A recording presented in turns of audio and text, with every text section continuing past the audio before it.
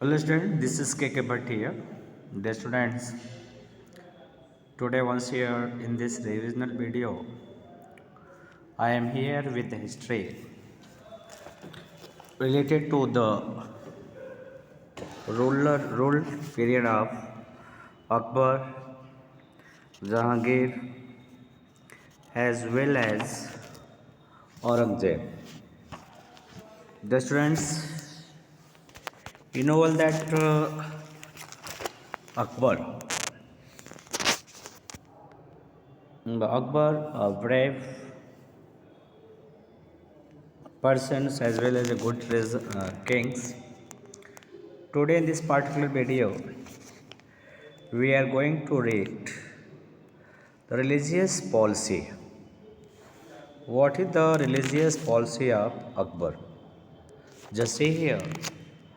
Akbar's liberal approach toward religion was guided by an enthusiasm to unite the entire nation.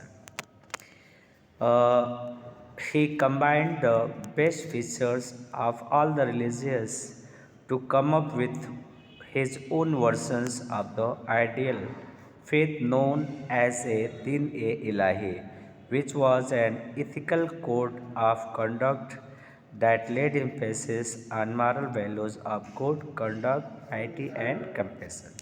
You know well that Akbar, just being liberal to the religious point of view.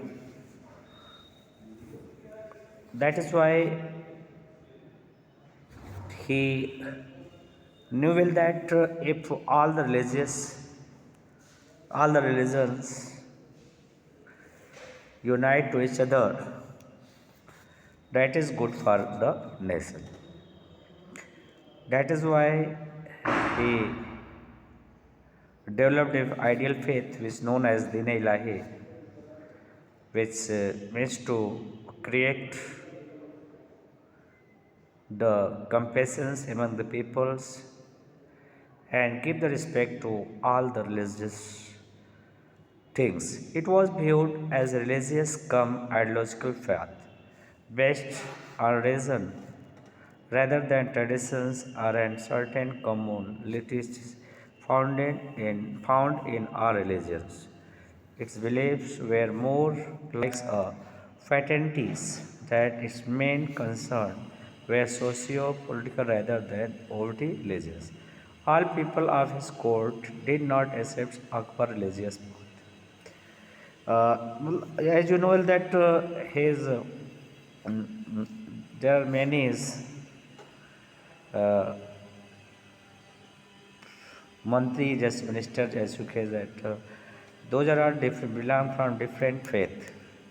I think that you know well about Birbal. All people of his court did not accept Akbar's religious path. Raja Birbal, a faithful follower of Akbar, accepted his religion while Raja Man Singh disapproved of it. Akbar respected their feeling and did not insist that they should follow the new religion. Akbar just respect the feeling of other religious people. That is why he did not force anyone to come and follow the new religion. Akbar believed in the policy of Kul, which means universal peace or peace with all. मतलब ये आप कह सकते हो कि अकबर जो था वो सोचता था कि भाई शांति सबके लिए होनी चाहिए, पूरी दुनिया में शांति होनी चाहिए. He abolished many taxes that were earlier imposed on the non-Muslim subject to a practice of forcible conversions of prisoners of war or Islam was stopped. Many intellectuals and able Hindus were inducted into the nobilities. In his eagerness to learn about different religions, Akbar built a hall of prayer at Fatehpur Sikri in 1575 known as the Ibadat Khana. At this place, he invited selected mystics, intellectuals, and theologian and held discussion on religious and spiritual themes. He invited teachers of various religions like the ulemas, pandits, Zoroastrians, Christians, and even atheists or those who did not believe in the existence of God. They visited the Ibadat Khanas and they visited the Ibadat Khana and discuss their religious faith. Their religious faith at the prayer led him to the conclusion that all religions led to the same goal. Finally, to discussing all this, he find out a conclusion that every precious of the religious just give the importance to their religion. But when we conclude this all means, we found that the God is only one, and every religious people just prays to follow the way of truth, to follow the way of truth. It means आप कह सकते हो कि prayer लोग different different type के करते हैं, लेकिन सबका लक्ष्य एक ही होता है, सबका लक्ष्य गॉड को प्राप्त करना होता है और सभी लोग उसी लक्ष्य की तरफ जाते हैं। अर्थात डिफरेंट वेज होते हैं गॉड के पास। बहुत we have many different ways to reach toward a God. जैसे मान लो एक जगह है, एक मार्क एक प्लेस पे जाना है, तो एक ही जगह पे सबको जाना है। कुछ लोग सीधे चले जाते हैं, कुछ लोग मार्ग को डाइवर्ट करके जाते हैं। इस तरह से चीज़ों को चेंज करते हुए लोग आगे बढ़ते हैं। अब हम ये तो था अकबर का ग्रेटनेस, जिसको हमने देखा कि अकबर कितना, अकबर को महान क्यों कहते हैं, because of he just give the importance to all the religions and also give a conclusion about all the theme of realism. Nowadays, students, I am just going to read Jahangir. He was born on 1605 and died on 26 CE. Nuruddin Muhammad Jahangir, conqueror of the world, the eldest son of Akbar. अब आप जहांगीर के बारे में आप समझ सकते हो कि he was the eldest son of Akbar. Succeeded him to the throne in 605, यानी उनको मौका मिला। जहांगीर का जो शासन काल था, ठीक है, वो 22 वर्षों तक रहा। तो 1605 ईस्वी में ही बिकेम किंग, ठीक है। He was born Salim, he was known as Salim. His father fondly called him Shekhu Baba. He imprisoned his eldest son Prince Khosrow, who wanted to become the emperor. Finally, he just imprisoned, sent to jail his eldest son, who wanted to become the emperor of the particular uh, conqueror of the world.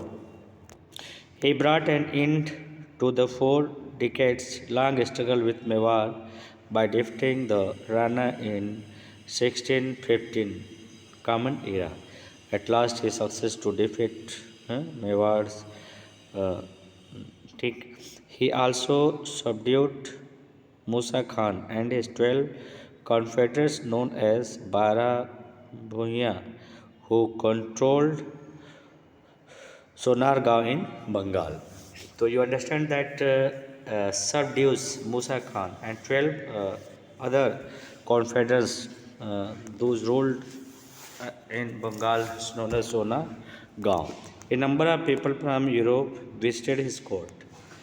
These included William Hawkins and Sir Thomas Rao, who visited his court with the aim of securing trade concerning. They visited their court to get the entry in business, but they went there to develop their business trade. Following their visit, the English were granted permission to set up a factory at Surat. Finally, those British people European people just get permission to launch a factory in the Surat. Jahangir 20th and last wife, Noor Jahan, real name Mehrunisa, was a talented, courageous and intelligent woman. She exercised considerable influence of the royal affair. She promoted her family members to important posts in the administration and struck once in her name during the last years of Jahangir's reign. Around the same time, a struggle for power began between Noor Jahan and Jahangir's sons, Prince Khurram, later Shah Jahan. Jahangir was deeply fascinated by art and architecture. He was a keen naturalist and bird watcher. His autobiography, Tusare Jahangiri, is a vital source of information about his reign. Now, just see here, Shah Jahan. We are reading here Shah Jahan. It also record his detailed description of plants and animal. Now see here Shah Jahan. Shah Jahan, the son of Jahangir, ascended the throne in 1620 and he was there at 1658. His name is Persian means king of the world. Before ascending the throne, he was known as Prince Khurram. During his reign, the three major Deccan states of Bijapur, Golconda, and Ahmednagar were subjugated. The Bundela Rajput revolted during his reign, but they were dealt with effectively. The Nama Chronicles of the Emperor is the official visual history of Shah Jahan. It was authored by Abdul Hamid Lahori. The Shah Jahan Nama by Inayat Khan is another important work of the period. You understand this Shah Jahan, that is the eldest son of Jahangir. Uh, he got ruled in 1628 and continued in 1655 58. In the starting, he was known as Khurram Khan. During his period, there are many tough situations because there is a revolt of Bundela Rajputs as well as so he very wisely maintained all these problems, solved all these problems. He was authored by Abdul Hamid Lohri. The Shah Jahan Nama by Inayat Khan is another important work of the period. Shah Jahan ruled his empire with a firm, hard hand and kept himself informed and updated about minute detail of the administration and military campaign. तो आप कह सकते हो कि जो शाहजहाँ है वो मतलब बहुत ही तत्परता के साथ, बहुत ही शालीनता के साथ अपने राज्य को आगे बढ़ाने का काम किया, उसको अपडेट करने का काम किया, मिलिट्री को हमेशा अपडेट करता रहा, बाकी जो चीज़ों को अपडेट करता रहा है। And military campaign Agra, Lahore, Delhi and Ahmednagar were connected to trading activities through a network of road. ये सारी जगहों को उसने आपस में कंक्लूड किया, जोड़ा, रोड के माध्यम से वो सब ट्रेड के रूप में एक दूसरे से यहाँ लोग जुड़े रहते थे। Activities through he took extensive interest in the growth of literature and art and gave sufficient encouragement to the scholar, philosopher and artist. The grand and beautiful Taj Mahal at Agra was built during Shah Jahan's reign in the memory of his wife Mumtaz Mahal. You know well that Taj Mahal is made in the memory of Mumtaz. Okay, it stands as one of the finest example of Mughal art and architecture. When Shah Jahan grew old, a struggle for succession began among his sons Dara Shikoh, Shuja, Murad, and Aurangzeb. At last, Aurangzeb emerged successful and occupied the throne in 1658. Thereafter, Shah Jahan was imprisoned by Aurangzeb at the Agra fort in 1658 and died in captivity in 1666. In this way, you can see here that the life of Shah Jahan has been ended. Now, the next is Aurangzeb. Aurangzeb ascended the throne in 1956 after winning the War of Succession against the three brothers. He ruled for almost 50 years and adopted the title Alamgir, conqueror of the world. During his reign, the Mughal Empire reached its zenith, the conquered almost the entire subcontinent. However, his reign also saw the revolt of many groups of people, including farmers' allies such as Rajput, Jat, Bundels, and other communities like the Sikh, Satnamis, and Marathas. His toughest struggle was against the Marathas under Shivaji, leading to the foundation of independent state of the Maratha. Aurangzeb's religious policy brought him in conflict with the ninth Sikh Guru Tegh Bahadur, who was later executed. He also undertook a series of measures which were anti-Hindu in nature, like the reimposition of taxes payable by non-Muslim, jizya, and destruction of temple. These are the bad work which has been uh, not favored Aurangzeb. No undoubtedly, he was a cruel. Aurangzeb is remembered in the history as the orthodox, hard-working, and God-fearing ruler. Simplicity of the highest order defined